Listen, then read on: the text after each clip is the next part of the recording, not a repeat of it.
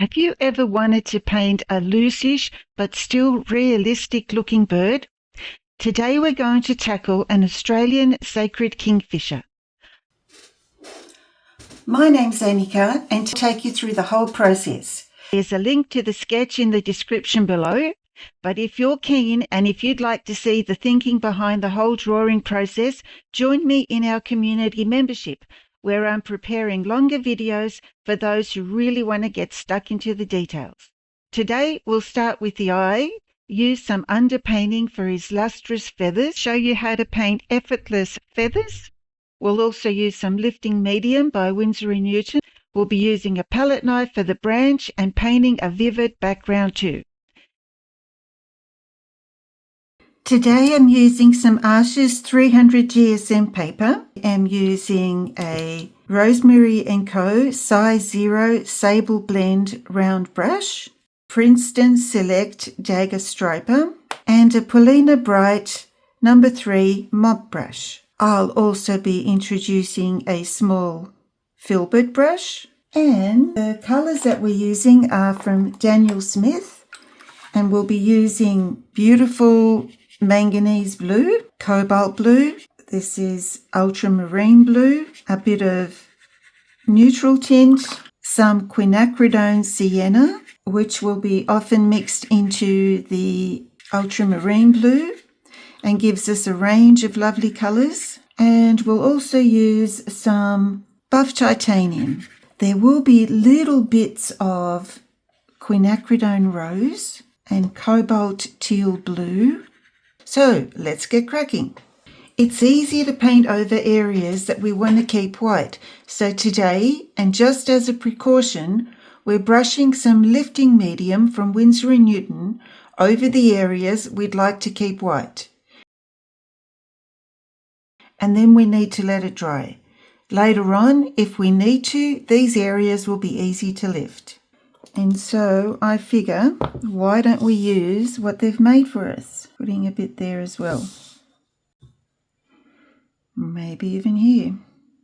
It's better than masking fluid because masking fluid's very permanent and very harsh. You have to soften everything anyway, so if you're going to soften it, you might as well just do it like this. Now, while those things are drying, let's go to his eye. I'm using a 0 Rosemary & Co. Sable Blend. I'm painting the eye a different way today just to see how it goes. There's lots of different ways and you'll end up choosing the way you like best.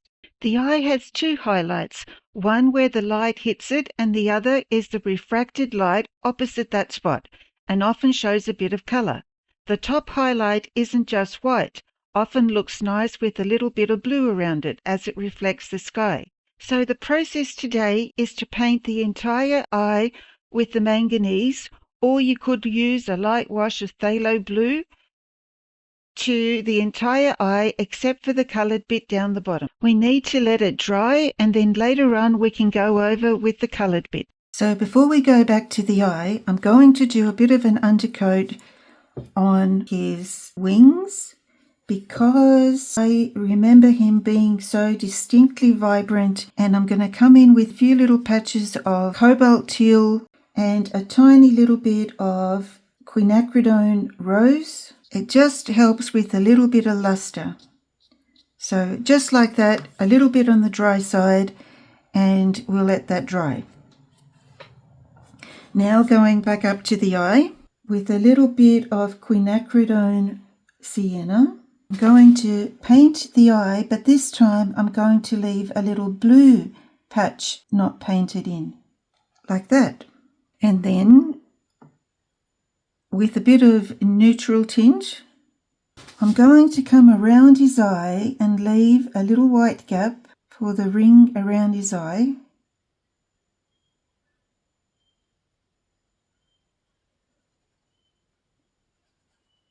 And paint this area in like that. Even a little bit dry brush is okay because of a little bit of lustre of the sun. And then the top half of the eye. You often don't see the upper ring around the eye as it's shadowed due to being set in a bit. And now the eye on the inside is dry too is to mix a black that's vibrant. Going to take a little bit of ultramarine blue and a little bit of quinacridone sienna, then a bit more of that to make it a really dark blue, and come around the white bit, the highlight, both highlights this time. So the bottom one and the top one. And now I'm going to take some paint off my brush, just like that, so there's not too much there, and gently come around the inside of the eyeball, and then with a little bit more paint, just make sure it's not too much, come in under the eye ring,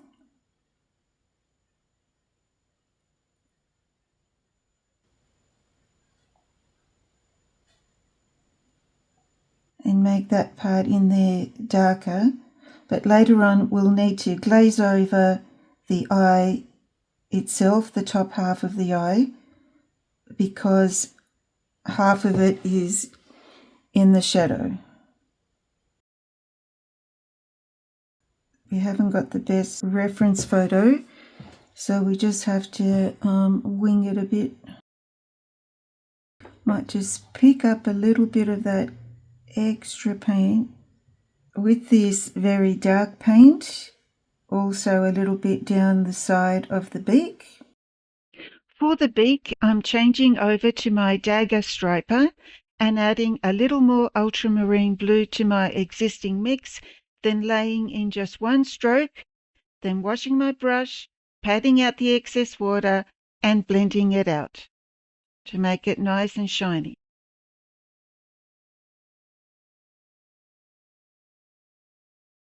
And then again with the ultramarine blue and the quinacridone sienna, and coming on the bottom side of the beak,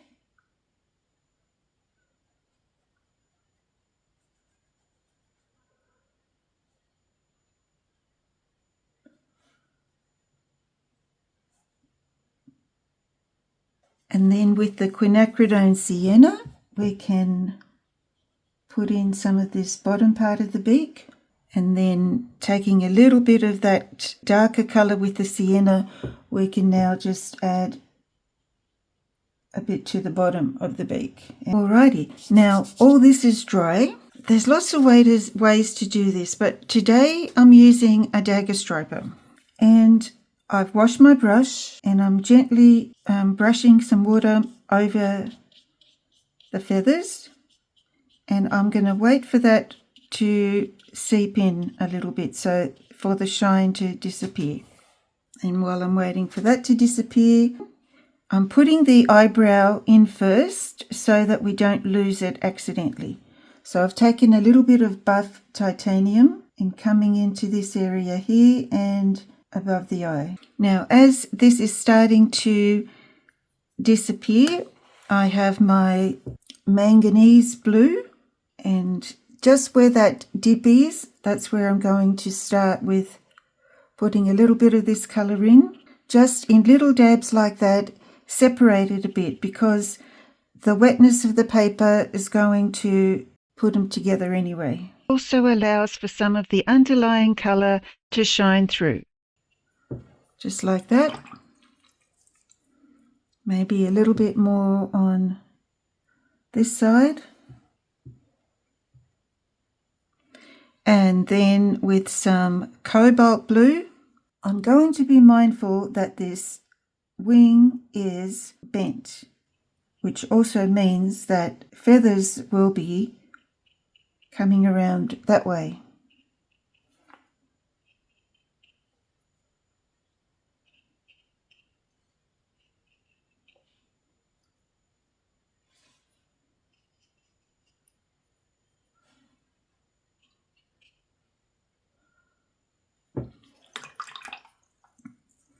Now for this part, let's put in some ultramarine blue with a little bit of this black that we mixed before.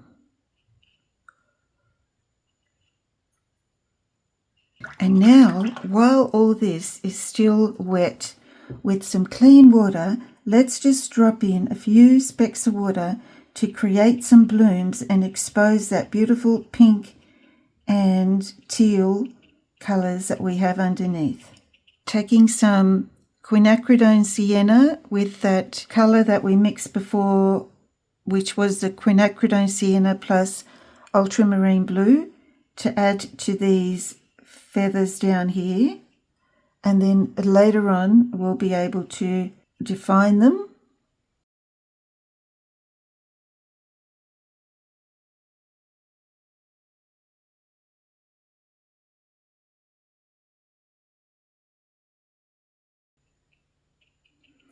And we can wait for this to dry. Oh, we need a little bit of our beautiful manganese blue up here. So just like that.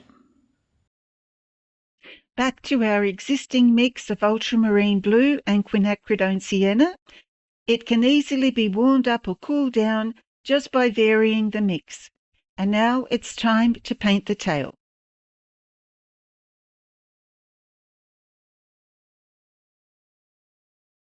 And the tips of the tail are going to be a little bit lighter, so just keeping that in mind. To help me add some lustre to his head, I'm pre-wetting first with a little clean water, then adding some separated strokes of creamier manganese blue, and then on top of that some cobalt blue in between, and finally some ultramarine blue.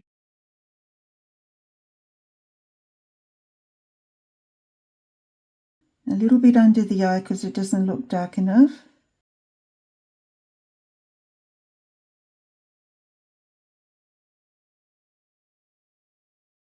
Now for his throat and crease area. I'm using some buff titanium, which is a really lovely warm shadow colour for white, and adding to this some of my existing grey colour, and then painting in the shadow under his chin and also the crease from the corner of his mouth. Stroke in a few feathers, just like that.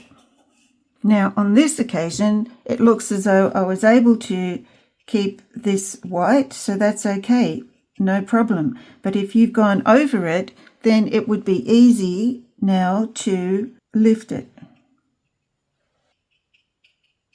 Now I'm putting in those greys there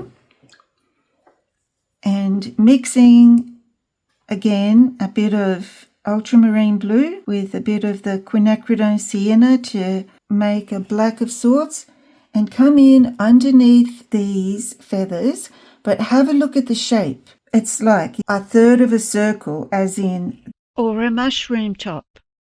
You just got to have a look at the shape and see what it means to you.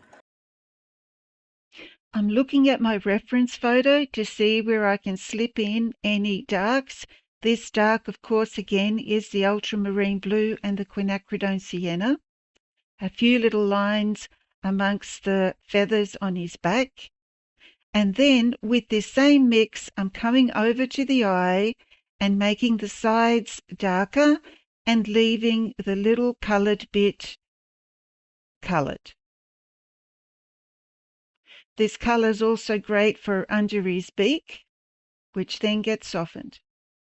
In preparation for the background, I have now stuck my paper to a board with masking tape, but before we go there, let's accentuate the feathers. One of the easiest ways of painting feathers is with a Filbert brush. It'll be effortless. I'm using a Montmartre brush. It's like a flat brush, but it's not straight on the end, it's curved. And these are absolutely fantastic for painting feathers. So look what we can do. You can press down with the tip. This brush is actually a little bit older. You might press the belly down halfway. You just have to play with your brush to see what works best. When the brush is a little bit drier, you can stroke it a little, and you can also splay the brush like this to get a wider effect. Don't be afraid to play with your brushes. Look, even just pressing with the tip creates a little shape. The key is that there's just enough paint on the brush to create the stroke, and then you'll be able to do some funky little things. There we go. Didn't need much. And then he has a little bit of this colour down here.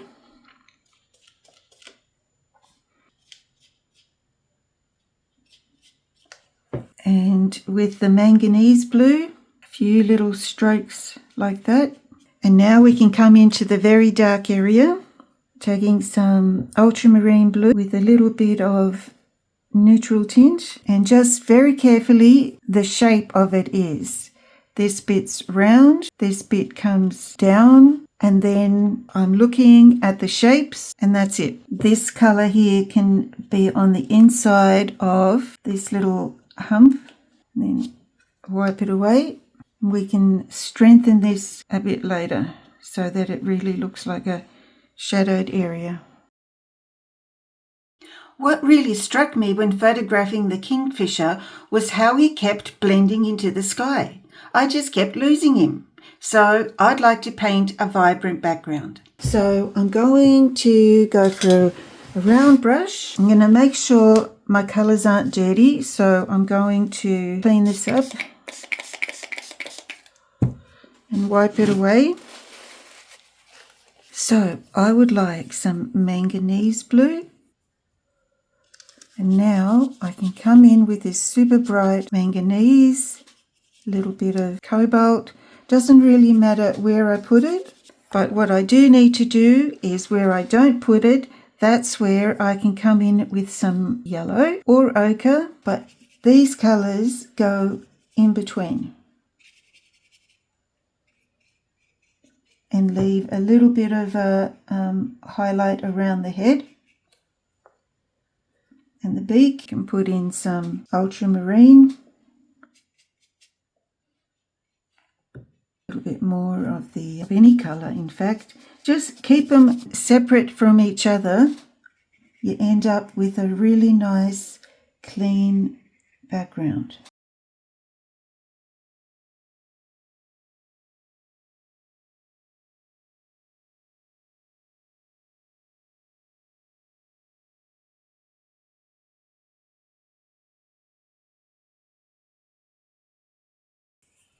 I'm going to come in with a darker colour on this side. Just to make it darker, I've put a little bit of nickel azo yellow into the ultramarine.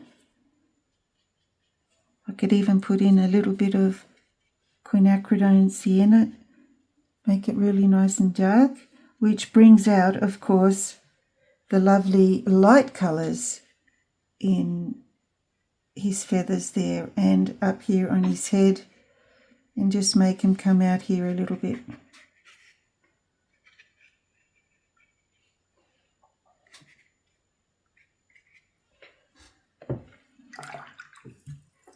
So before this dries down here, I better put some colour in there. Maybe a bit of yellow. Oh, that's strong. Hang on. That's when you're not looking what you're doing, and that's what happens. Very bright, but that's okay. Now let's put in the log a very, very dilute mix of yellow ochre.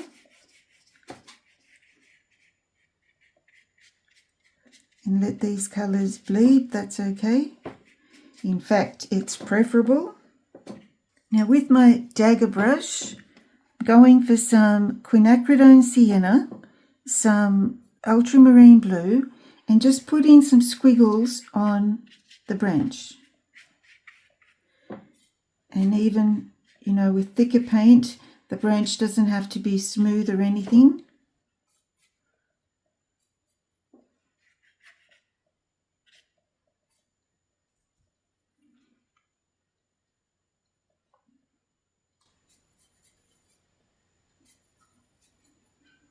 I've put in a little bit more now, and this is a dark colour that will eventually become the shadow.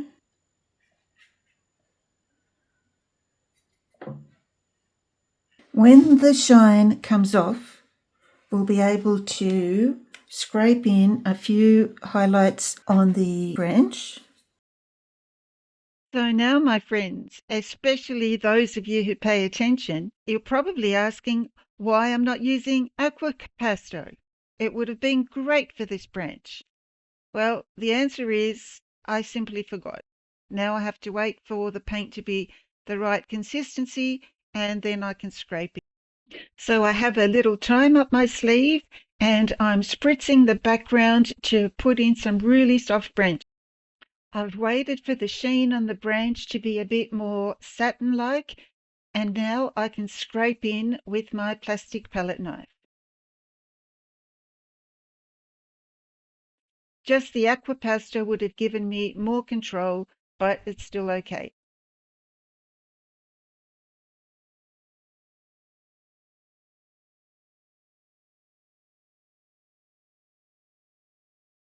And coming in with some dark. I like to see how far I can get when it's still damp.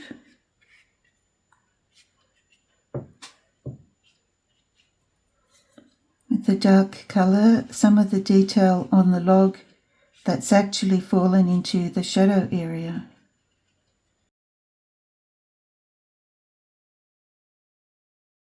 With the dark colour, we can put his foot in. And some of these shadows up past these tertiary feathers.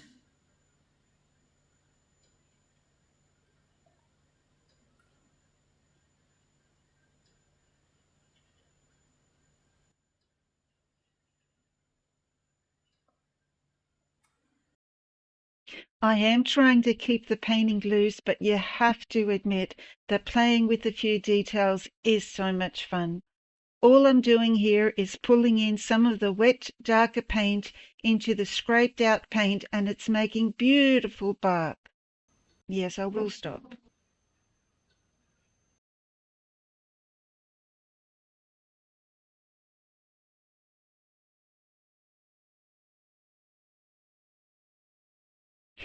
Can you hear all the birds? There's so many out there. I've just opened my window to share them with you.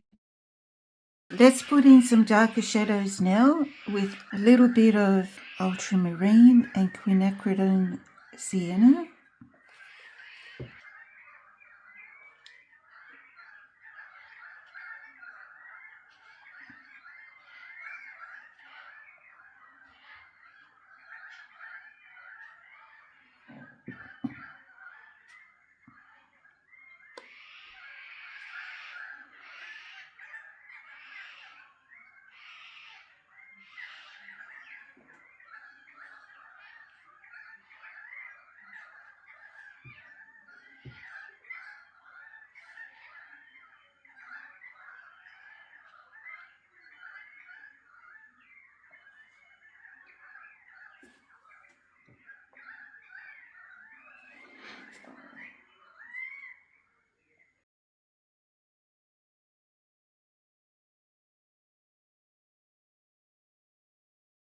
Now see this area here. This is where we added some Winsor & Newton lifting medium.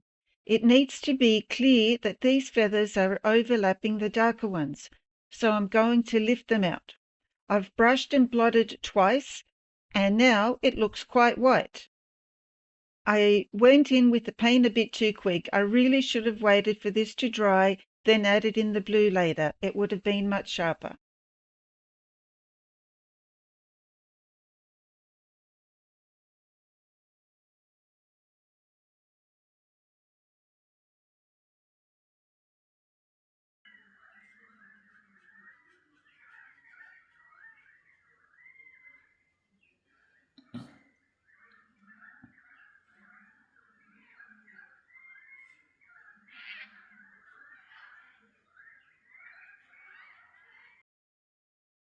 Now for a few finishing touches. I've added a little white dot of white gouache straight out of the tube onto the little blue area and adding a few little highlights here and there. Let's look at some of the things that we've covered today. We've painted the eye in a different way. We've painted an undercoat for lustrous feathers. used a Filbert brush for easy feathers, and we used 3 different blues for a lustrous effect of blue. We've painted a background, and we've also painted a branch to go with the kingfisher with a palette knife. Let me know which part you enjoyed the most and leave a comment below. If you found value in this video, like and share with your friends, and consider subscribing if you haven't already.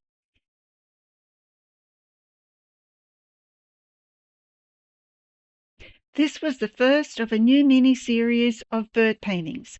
I'll be sharing lots more exciting techniques and variations of these, and if you'd like to brush up on your bird drawing skills, you might consider checking out these videos here.